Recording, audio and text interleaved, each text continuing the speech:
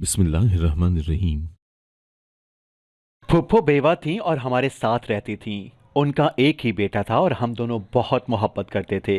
मगर अचानक अब्बा ने मेरी शादी कहीं और तय कर दी। मगर मैंने छुपकर कोर्ट मैरिज कर ली फुप्पो के बेटे से, ताकि कोई कुछ बोल न सके। यूं जब मैं घर में दाखिल हुई तो अब्बा चिल्लाने लगे कि ये तूने क्या गुनाह कर दिया, ये तो तेरा ही सगा।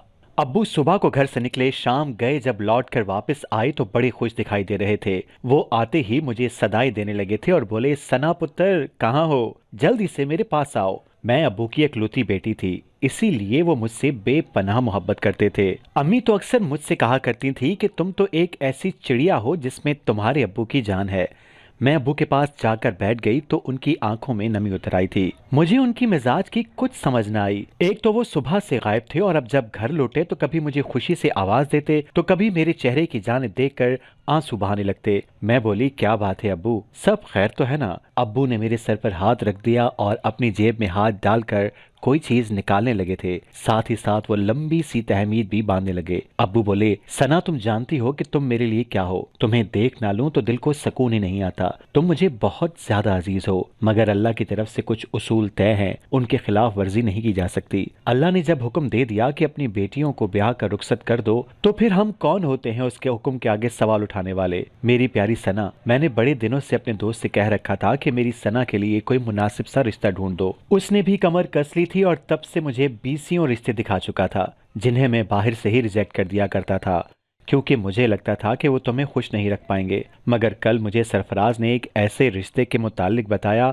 जिसके मुतालिक सुनकर मेरे दिल में ये ख्याल आया कि वो लोग तुम्हें बहुत खुश रखेंगे। इसीलिए बात को आगे बढ़ाने से पहले मैं आज उसी तरफ गया था। मैं अपनी मुकम्मल तसल्ली कर कर आया हूँ। वो लोग सच में बहुत अच्छे हैं। मैं तुम्हारा रिश्ता तय कर आया हूँ। एक दो दिन में वो लोग आकर तुम्हें अंगूठी भी पहना जाएंगे। अब्बू ने अपनी जेब से एक तस्वीर निकालकर मेरी जानिब बढ़ा दी थी और बोले, देखो तो ये लड़का कैसा है। मैं तो अब्बू की बातें सुनकर सकते में आ गई थी। ये कैसे मुमकिन था कि अब्बू मुझसे इजाजत लिए बिना ही मेरा रिश्ता तय कर आए थे।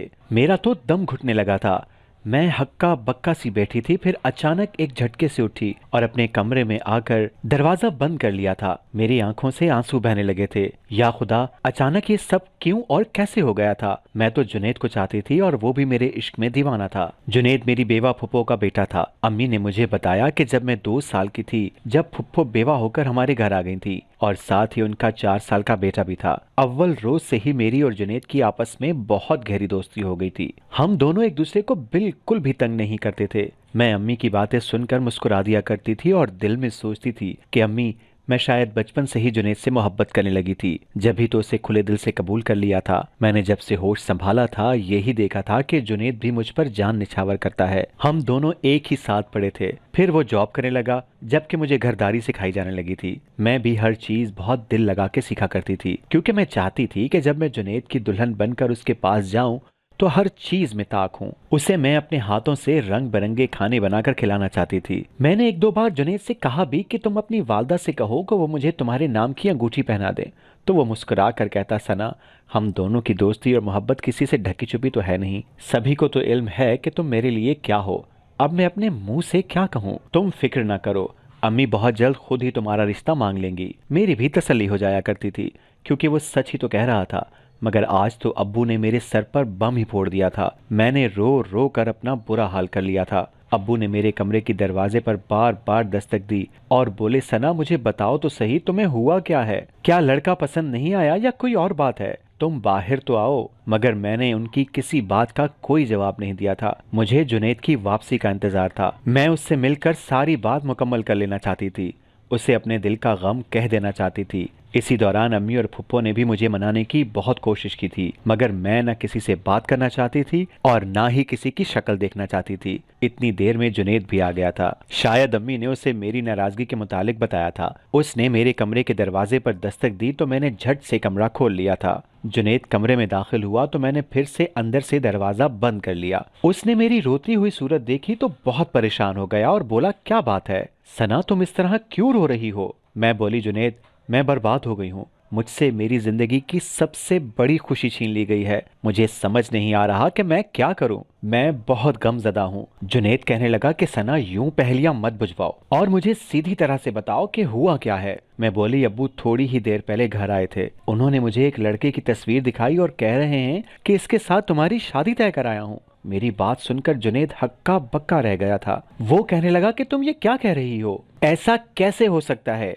क्या हम दोनों की मोहब्बत मामू की आंखों से ढकी छुपी है, जो उन्होंने इतना बड़ा जुल्म कर लिया? मुझ में क्या कमी थी जो उनको मैं अपनी लाडली बेटी के लिए मुनासिब नहीं लगा और उन्होंने बाहर तुम्हारे लिए रिश्ता तलाश करना शुरू कर दिया? तुम फिक्र न करो, मैं अभी जाकर मामू से बात करता हूँ। जुनैद बाहर निकलने लगा तो मैंने उसका हाथ थाम लिया और बोला, नहीं नहीं, रुक जाओ, तुम्हें कोई जरूरत नहीं है बात करने की।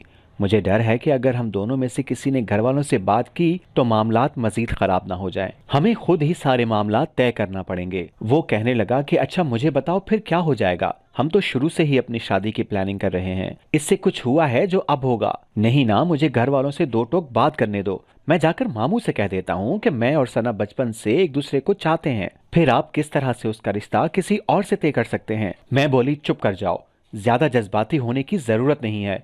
मैं अबू से एक बार बात करूंगी, वो मान गए तो ठीक है, नहीं तो फिर हम दोनों कोर्ट मैरिज कर लेंगे। जुनैद मेरी बात सुनकर दंग रह गया था। वो बोला, कोर्ट मैरिज? नहीं नहीं सना, हम इस हद तक नहीं जाएंगे। इस तरह तो हमारे वालदैन का भरोसा हम पर से उठ जाएगा। मुझे जुनैद से इस किस्म की बात की तवक्का हरगिज नहीं थी। मुझे तो लगा था कि वो मेरी बात सुनकर फौरन हामी भर लेगा। अब जब उसने साफ साफ इनकार कर दिया तो मेरा मूड मजीद खराब हो गया था। मैंने उठकर दरवाजा खोल दिया और बोली, निकल जाओ मेरे कमरे से और उस दिन के लिए तैयार हो जाओ जब तुम मेरी बारात की कुर्सियां ठीक करते फिरोगे और एक एक मेहमान से जाकर पूछोगे कि किसी चीज की जरूरत तो नहीं है। जुनैद के माथे पर भी बल पड़ गए थे, इसीलिए वो कमरे से निकल गया था। मैं बहुत ज्यादा उदास हो चुकी थी, मगर मैंने सोचा कि एक बार अब्बू से बात करने में हर्ज ही क्या है। हो सकता है वो मेरे दिल की छुपी हुई बात की तह तक पहुंच जाए। इसीलिए मैं मुंह हाथ धोकर बाहर आ गई थी। अब्बू मेरी जानिब देखकर मुस्कुरा दिए और बोले, शुक्र है मेरी बेटी बाहर आ गई। मैं बहुत परेशान था। इधर आओ, मेरे पास आकर बैठ जाओ। मैं बोली, अब्बू अभी मैं शादी नहीं करना चाहती। आपने मेरी शादी की बात की तो मैं परेशान हो गई थी। अब्बू मुझे कुछ वक्त दें और इस रिश्ते से इनकार कर दें। जब मैं जहनी तौर पर शादी के लिए आमादा हो गई तो तब आपको बता दूंगी। फिर आप जहां भी कहेंगे मैं शादी कर लूंगी। अब्बू ने मेरे सर पर हाथ रख दिया और बोले, सना, अच्छे रिश्ते यूं रोज रोज नहीं मिलते। अगर ये रिश्ता हाथ से निकल गया तो इस बात की क्या गारंटी है कि हमें दोबारा से अच्छा रिश्ता मिल जाएगा? मैं मुस्कुरा कर बोली, आप इस बात की फिक्र न करें, मैं जमानत देती हूँ कि आपको मेरे लिए बहुत अच्छे लोग मिल जाएंगे। अब्बू हंस दिए और मुस्कुरा कर बोले, अच्छा चलो वैसा ही होगा जैसा तुम कहोगी। अभी खाना तो खा लो। मैं खुशी से झूम ही उठी थी। अब्बू का हाथ चूम कर बोली, शुक्रिया अब्बू। खाना लग गया तो फुफो कहने लगी, जाओ सना, जुनैद को तो बुला लाओ। मैं जल्दी से उसके कमरे में गई तो वो आंखों पर हाथ रखकर बड़ी उदासी से लेटा हुआ था। मैं बोली, जुनैद उठ जाओ, आ जाओ, खाना खा लो। मैंने अब्बू को मना लिया है, अब वो मेरा रिश्ता उस जगह नहीं करेंगे। हमें वक्त मिल गया है, तुम अपनी अम्मी से बात करके मेरा रिश्ता मांग लेना। जुनैद मुस्कुराकर उठ बैठा था। वो कहने लगा, खाओ मेरे सर की कसम। मैं बोली, तुम्हारे सर की कसम। चलो अब आ जाओ बाहर। मैं और जुनैद बे इंतहा खुश थे, मगर हम दोनों में से इस बात से कोई भी वाकिफ नहीं था कि किस्मत ने तो हमारे लिए कुछ और ही सोच कर रखा था। हम सब ने बड़े पुरसकून माहौल में खाना खाया था। 2-3 दिन तो बड़े ही आराम से गुजर गए थे। चौथे दिन मुझ पर कयामत बीत गई। हुआ कुछ यूं कि अब्बू को उनके किसी दोस्त का फोन आ गया था। वो बड़ी जल्दी में घर से निकल गए थे, जबकि मैं आराम से लेटी टीवी देखने में मसरूफ थी। जब अब्बू घर आए और बोले, सना, बाजी सफिया कहाँ हो, सब जल्दी से बाहर आओ। सब ने अपनी अपनी मसरूफियात तर्क की और बाहर की जानिब भाग गई थी। अब्बू ने हाथों में बहुत सा सामान पकड़ा हुआ था। उन्होंने एक शॉपर मेरी जानिब बढ़ा दिया और कहने लगे, सना, इसमें तुम्हारे कपड़े, जूती और ज्वेलरी है, तुम तैयार हो जाओ। बाकी का सामान अम्मी और फुप्पो की जानिब बढ़ाकर बोले कि आज सना की मंगनी है, आप दोनों किचन संभाल लो, 20 से 25 मेहमान आएंगे। जब तक मैं जुनैद को फोन करके बुला लेता हूँ, बाकी के इंतजामात मैं और वो मिलकर देख लेंगे। मैं बेयकीनी से अब्बू की जानिब देखने लगी थी और बोली, ये आप क्या कह रहे हैं? ऐसा कैसे हो सकता है? आपने तो मुझसे वादा किया था कि मेरी शादी का भी जिक्र नहीं करेंगे। अब्बू बोले, मैंने तुमसे क्या कहा था कि अभी तुम्हारी शादी नहीं करूंगा, इसीलिए निकाह के बजाय मंगनी कर रहा हूँ। अब चुपचाप तैयार हो जाना, मुझे किसी किस्म का कोई हंगामा अपने घर में नहीं चाहिए। आई समझ? अब्बू ने आज बड़े सख्त लहजे में मुझसे बात की थी। मेरी तो हिचकी बन गई थी। अब्बू घर से बाहर निकल गए तो अम्मी और फुफ्फो मुझे समझाने बुझाने लगी थी। जब मैंने दिल में सोच लिया कि इस जबरदस्ती की मंगनी की सजा तो अपने वालदैन को जरूर ही दूंगी। खैर, मैं सच संवर कर बैठ गई थी। शाम के वक्त दूल्हा और उसके चंद रिश्तेदार आकर मुझे अंगूठी पहना गए थे, जबकि जुनेद भी वहीं पर मौजूद था। उसकी आंखें सुर्ख हो चुकी थीं और वो मुझे शिकवा किना निगाहों से देख रहा था, जबकि अब्बू बार बार आकर मेरे सर पर हाथ रखते थे। मेरी अम्मी भी बहुत खुश थी और फुप्पो के मिजाज से भी ऐसा ही लग रहा था जैसे उन्हें इस शादी की बहुत ज्यादा खुशी हो। जैसे तैसे ये वक्त कट गया था। वो लोग रुखसत हो गए थे, जबकि मैं अपने कमरे में आ गई थी। मैंने रात का खाना भी नहीं खाया था। जब सब सो गए तो मैं छत पे चली गई और जुनेद को भी मैसेज करके छत पर बुला लिया था। वो भी बहुत बेचैन नजर आ रहा था। मुझे देखते ही बोला, तुम तो कह रही थी कि तुम्हारे अब्बू मान गए हैं, फिर उन्होंने तुम्हारी मंगनी क्यों कर दी? मुझे तो ऐसा लगता है कि तुमने मेरे साथ धोखा किया है। तुम मेरी मोहब्बत का मजाक उड़ा रही हो। मैं बोली, ऐसा कुछ भी नहीं है। मुझसे बदगुमान होने की जरूरत नहीं है, बल्कि अगर तुम मुझे हासिल करना चाहते हो तो फिर तुम्हें मेरा साथ देना चाहिए। वो बोला, हाँ मुझे बताओ मैं क्या कर सकता हूँ। मैं बोली, हम दोनों कोर्ट मैरिज कर लेते हैं। शादी के कागजात लाकर घर वालों के हाथ पर रख देंगे तो ये लोग हमारा क्या बिगाड़ लेंगे? तब तो उनके पास हमारी शादी को कबूल करने के अलावा और कोई चारा नहीं होगा। जुनेद बोला, हाँ मुझे भी ऐसा ही लगता है कि हमें अब ये कदम उठाना ही पड़ेगा। कल तुम किसी भी वक्त घर से निकल आना और मुझे फोन करके बुला लेना। मैंने रजामंदी जाहिर कर दी थी। फिर हम अपने मुस्तकबिल के मुतालिक बातें करके अपनी खुशी को दुबाला करने लगे थे, मगर हमें क्या मालूम था कि सुबह का सूरज तो हम पर कयामत ढा देगा। हुआ कुछ यूं कि दोपहर 2 बजे के करीब मैं अम्मी से ये कहकर घर से निकल आई थी कि मैं अपनी एक सहेली की तरफ जा रही हूँ। अम्मी ने इजाजत दे दी तो मैंने जुनेद को भी बुला लिया था।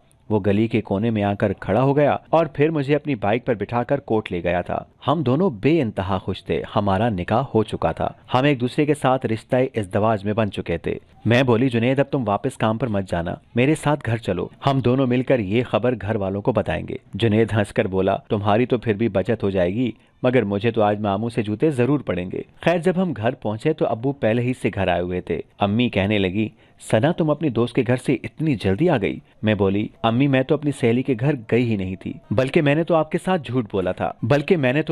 झूठ बोला था। सभी मेरी बात सुनकर चौंक गए। अब्बू कहने लगे, ये क्या बात हुई सना? तुम अब अपनी माँ से भी झूठ बोलकर घर से बाहर जाया करोगी? और ये जुनेद, ये कहाँ से मिला तुम्हें? तुम गई कहाँ थी? मैंने अब्बू के सामने अपने निकाह के कागजात लहरा दिए थे। मैं बोली, अब्बू मैं ये करने गई थी। पूरे घर में सन्नाटा छा गया था। अब्बू ने लरसते हाथों के साथ वो कागजात थाम लिए थे। उनके चेहरे की रंगत बदल चुकी थी। वो दिल पर हाथ रखकर बोले, सना तुमने ये क्या कर दिया? उनसे बोला भी नहीं जा रहा था। बड़ी मुश्किल से वो उठकर खड़े हुए थे और फिर उन्होंने मेरे मुंह पर थप्पड़ मार दिया और बोले, ये तुमने क्या कर दिया? तुम जुनेद के साथ निकाह कर आई हो? अम्मी चीखी पड़ी थी। वो बोली, क्या? फिर अम्मी ने अपने पाँव से जूता उतारा और मुझे धड़ाधड़ मारने लगी थी। मैं चीख कर बोली, छोड़े मुझे, मैंने निकाह किया है, कोई गुनाह नहीं, जिसकी सजा मुझे यूं दे रही हैं। अब्बू गुस्से से धाड़ कर बोले, कम बख्त, तूने गुनाह ही किया है, क्योंकि जुनेद तुम्हारा सगा। अब्बू के अल्फाज सुनकर तो गोया मुझ पर कयामत बीत गई थी। मैं बोली, नहीं नहीं, ये नहीं हो सकता, आप मुझसे झूठ बोल रहे हैं। अगर ऐसी ही कोई बात थी तो आपने मुझे पहले क्यों नहीं बताया?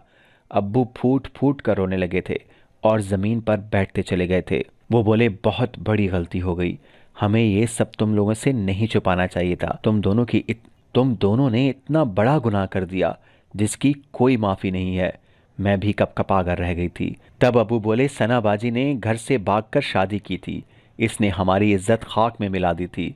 बाजी के इस इकदाम के बाद अब्बू हार्ट अटैक से चल बसे थे, जबकि अम्मी को फालिज हो गया था। हमारा हंसता बसता घर एक पल में उजड़ गया था।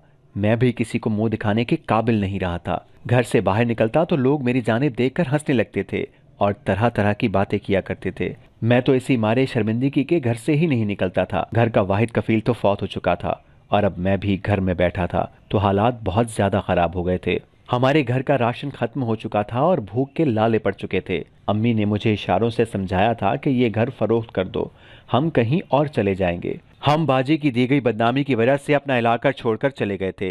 अम्मी भी अब संभलने लगी थी। वो उठते बैठते बाजी को बद्दुआएं दिया करती थीं। अम्मी ने मेरी शादी सफिया से कर दी थी। सफिया बहुत अच्छी बीवी साबित हुई। उसने हर दुख दर्द में मेरा साथ दिया। मेरी बिस्तर से लगी हुई माँ का बहुत ख्याल रखा। फिर एक दिन अम्मी भी इंतकाल कर गई तो मुझे लगा कि मैं भरी दुनिया में तन्हा रह गया हूँ। मगर सफिया ने मुझे दिलासा दिया, मेरा साथ दिया। सफिया हर लिहाज से अच्छी थी, मगर शादी के 5 बरस बाद भी मुझे औलाद नहीं दे सकी थी। सफिया ने मुझसे कहा कि आप दूसरी शादी कर लें। मैं तो आपको औलाद नहीं दे सकी, मैं बोला मैं तुम्हें कभी भी नहीं छोड़ सकता। इन्हीं दिनों हमारे घर बाजी आ गई थी, उनके साथ 2 बच्चे थे। मैं तो बाजी को देखकर गुस्से से पागल हो गया था। मैं बोला अब आप यहाँ से चली जाएं, नहीं तो इतना बुरा सलूक करूंगा कि आप उम्र भर याद रखेंगी। बाजी मेरे कदमों में गिर गई और कहने लगी, मेरे भाई मैं दुनिया में तन्हा रह गई हूँ, मेरा शौहर मर गया है, मैं लोगों के झूठे बर्तन धोने लगी हूँ, मगर इस दौरान मेरे बच्चों को अमान नहीं है। मैं गुस्से से बोला ये सब अम्मी की बद्दुआ की वजह से हुआ है। अम्मी आपसे बहुत खफा थीं, मरते दम तक आपको बद्दुआएं देती रही थीं। बाजी कहने लगी, हाँ मैं जानती हूँ, मगर भाई खुदा का वास्ता है मुझे माफ़ कर दो और अपने घर में मुलाजमत पर रख लो। मुझे इल्म हुआ है कि तुम्हारे यहाँ अभी तक कोई औलाद नहीं हुई, मैं तुम्हें अपनी बेटी दे देती हूँ, क्योंकि ये तो ना समझ है, छोटी है, इससे इल्म भी नहीं होगा कि इसकी सगी माँ मैं हूँ, इसे इल्म भी नहीं होगा कि इसकी सगी माँ मैं हूँ या सफ़िया। मैंने साफ साफ इनकार कर दिया, मगर सफ़िया औरत थी, इसके दिल में शुरू से ही बच्चों की ख्वाहिश थी, इसीलिए ये लालच में आ गई और बोली हाँ ठीक है, हम आपको अपने घर में रख लेते हैं। सफ़िया ने मेरी मिन्नत समाजत की, मेरे सामने हाथ जोड़े और बोली खुदारा मुझे ये बच्ची गोद लेने दें। मुझे सफ़िया से बहुत मोहब्बत थी, इसीलिए उसकी खुशी की खातिर मान गया था। मैंने बाजी को घर में जगह दे दी और यूं बाजी ने अपनी सगी बेटी हमको दे दी थी। सफ़िया ने मुझे और बाजी को सख्ती से मना कर दिया था कि आपने किसी सूरत भी बच्चों के सामने इस बात का जिक्र नहीं करना कि सना मेरी सगी औलाद नहीं है। यूं मुझे माँ की सच्ची मोहब्बत कभी भी नहीं मिल पाएगी, मेरी ममता हमेशा तरसती रह जाएगी। हमने सफ़िया की बात भी मान ली थी। हमें क्या इल्म था कि इस चीज का ये नतीजा निकलेगा। सना तुम और जुनैद आपस में सगे बहन भाई हो, तुम दोनों ने इतना बड़ा कदम क्यों उठा लिया? ये शादी तो हमें तबाह बर्बाद कर देगी, हम पर अल्लाह का अजाब नाजिल हो जाएगा। मैं अब्बू की बातें सुनकर थर थर कांपने लगी थी, जबकि जुनैद के चेहरे पर भी जर्दी छा गई थी, वो शदीद घबराया हुआ था। मैं फूट फूट कर रोने लगी थी। जुनैद बोला मैं तुम्हें तलाक दे देता हूँ और यहाँ से हमेशा हमेशा के लिए चला जाऊंगा। मैं फट पड़ी और बोली इस तलाक से क्या होगा? क्या हमारा जुर्म माफ हो जाएगा? नहीं, ऐसा हरगिज नहीं होगा।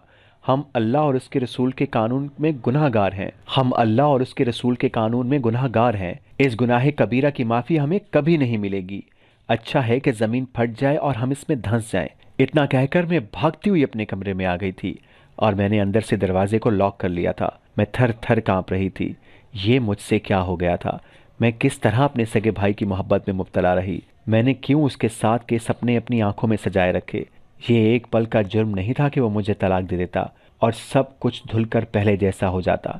ये तो बहुत बड़ा गुनाह था। मैं तो बचपन से ही जुनैद से मोहब्बत करती थी, हर नमाज में दुआ करती थी कि या अल्लाह मैं और जुनैद एक हो जाएं। मैं दीवार में सर मारने लगी थी। एहसास जुर्म हर घड़ी के साथ बढ़ता चला जा रहा था। मैं रोती चली जा रही थी।